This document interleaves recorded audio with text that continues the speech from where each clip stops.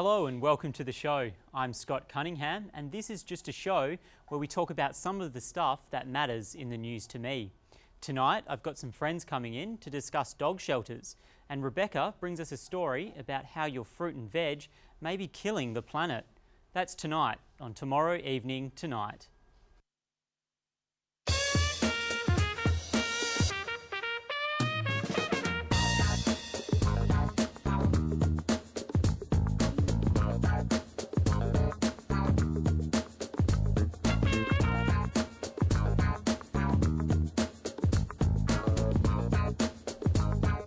Up first, fresh food is healthy for your body, but is it good for the environment?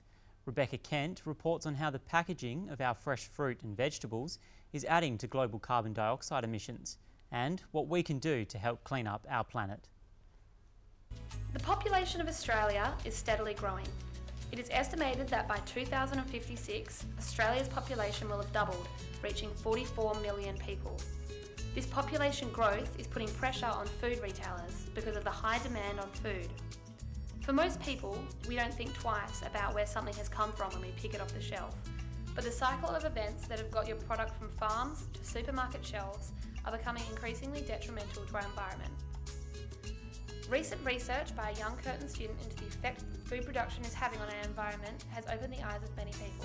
Maria Gurnardi works for a large supermarket. Her interest in fresh food research has even led her to becoming a finalist in the WA Young Professionals in Agriculture Forum Award. We investigated the greenhouse gases emissions of different produce, from farming practices to the retail outlets. Because Australians are consuming high amount of fresh fruits and vegetables, so I thought it would be interesting to see how it might affect the environment. It was really shocking how fast the quality of fruit and vegetable deteriorated. Because fresh fruits and vegetables are very temperature sensitive and highly perishable. So temperature abuse is very common during transport and handling, and in particular at the store point. My finding finds that farming practices is the biggest contributor of greenhouse gases, which is mainly caused by the old machinery used during cultivation. But this can be easily replaced by fuel-efficient or LPG tractor. Also, avoid importing materials, as the emissions generated by the transport is the second biggest contributor. Many of our fresh food have to undergo few stages before it is available for us at the retail points. So after it was harvested, it will be sent to the packaging company to be further processed. And then they got sent to the receiving area, which were then distributed around the region. So in each step, they got rehandled, and there's a lot of distance to cover as well. As a consumer, it would be a really good idea to support locally grown produce. Also try to shop at your local market. Reducing waste by being more lenient on minor defects. And if you're a grower, farming practices need to be addressed as well. So this research is just a small fraction of what is a much bigger picture regarding food and the environment. So as a young generation, I think it is important to be aware of where our food comes from, which means that every little bit counts. It really gets you thinking about how much damage we do to the earth without even knowing. It's getting close to Christmas again, and that means the busiest time of year for many people. Something we might not think about is it's the busiest time for dog shelters as well. A new pet is one of the most popular Christmas gifts, but hundreds every year are abandoned when people realise what a responsibility they can be. What can we do to help? Me has this report. Gee, that's a tough question. How many? 1 week, 7 days. Is this like unlimited resources? No, just right now. If I had 1 week to live. 1 week to live is a big question, you know. Definitely not stay at uni, studying. Split up with my girlfriend and run amok. I'll either be very helpful or very, very destructive. 1 week to live. I'll take a shitload of drugs. Probably try rob a bank, I don't know. See if you can work it out. Well, I guess I could go traveling around. I haven't really traveled much, So yeah, that's a start. Go as far away around the world as I can in 7 days and stay there until I die. I would go to Philippines, that's my girlfriend's country, and live there and spend my last week in front of the ocean. Visit all of my friends and family, and then I travel as much as I possibly could in a week. Travelling the world and eating all the food that you could possibly get, because I love my food. I'd probably do the normal things like go see my family and travel and all of that. But I'd also like to do some like crazy things that I'd never got to do yet, so like bungee jumping and skydiving. I'd like to go skydiving again. That'd be really cool. I'd probably go skydiving. That'd probably do it. Repeatedly. I'd probably want to go bungee jumping and like maybe skydiving. I'd skydive naked. 1 week.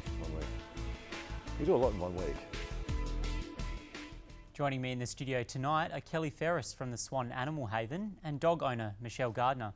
Good evening, ladies. Kelly, what's the benefit of adopting from a shelter as opposed to buying from a breeder or a pet shop? Okay, there's many benefits from adopting a dog.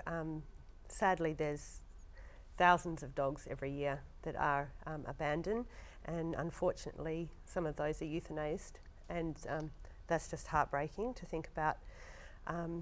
So it just makes sense to me to adopt a dog rather than encourage breeding and overpopulating, and making sure that dogs have got good homes rather than just going to anyone, which there are a lot of good reputable breeders around, but unfortunately there are some as well that the dogs live in appalling conditions and they're basically breeding machines, and I think if people understood what actually went on, they wouldn't support those breeders, and they're often the ones that supply the dogs to pet shops, and the pet shops don't really seem to mind what kind of owner the dogs go to, and they don't encourage sterilisation, impulse buying, and you could go on and on. Mm-hmm. Michelle, you adopted a dog from a shelter as well, so what was some of the reasons behind that? Well, partly what Kelly was saying, like we wanted to be able to help out a dog. It was also a case of when we went to get little Harry, we went to the shelter just to have a little look, and Harry's story is quite interesting because he was actually taken from a breeder because by somebody who was going to use him for like dog shows and things like that, and he wasn't quite the right look, and so he ended up back in a shelter, and we just met him and fell in love with him, so it went from there. And Kelly, where does Swan Animal Shelter get their funding, and what are the expenses put towards? There's a few ways they get money, mainly through donations and bequests. They also have some fundraising activities. There's a large garage sale and fete every year. They have a street appeal once a year, and also a sponsored dog walk, which raises a lot of funds. The money raised generally goes on veterinary care. We have a lot of dogs come in unsterilised, so every dog that comes in is sterilised, vaccinated, heartworm tested and heartworm vaccinated. As well, we get a lot of dogs in that have medical conditions, so they often require surgery, cruciate ligaments, hematomas, the list goes on. Like a lot of people do actually abandon their pets because they don't have the money to pay the vet bills. Those kinds of costs that you were talking about before with the sterilisation and things like that, obviously the funding will cover some of those costs, but are they passed on to the people that adopt the dog? Like the sterilisation costs and things like that? There is a fee to purchase the dog from there that's inclusive of all of their vaccinations and sterilisation, but it doesn't cover all of the costs. The other money would be used for food. There are some paid staff there, even though it's mainly run by volunteers, and also maintenance because it's on 3 acres. So there's a lot of ongoing costs that go with the shelter as well. Yeah. Michelle, when you were looking for a dog, did you find that you would prefer to buy from a shelter, or did you look at breeders as well? We looked a little at both actually. I mean, to start off with, we researched everything. So I'm quite amazed that people don't know about the costs of owning a dog, because we researched all of that, and we wanted to know exactly how much it was going to cost to get it sterilised, get it microchipped, all that kind of stuff. Yeah, I mean, Harry kind of took us by surprise, really. So we were looking at both options and went with the shelter in the end because it was the right thing to do. Mm-hmm. And Kelly, down at the animal shelter, what do you guys? How can people get involved with the Haven? Well, the Haven's always looking for people to come out and walk, spend time with the dogs. We need help with cleaning, maintenance, feeding. People can come and take the dogs out for the day, take them to the river, give them a bit of experience and mixing in normal society. So if people wanted to get in contact with the Haven, they could give them a call and see what would be an appropriate time to come out, or any skills that they have that the Haven could use would be greatly appreciated. Sounds like a good way to get prepared to having your dog.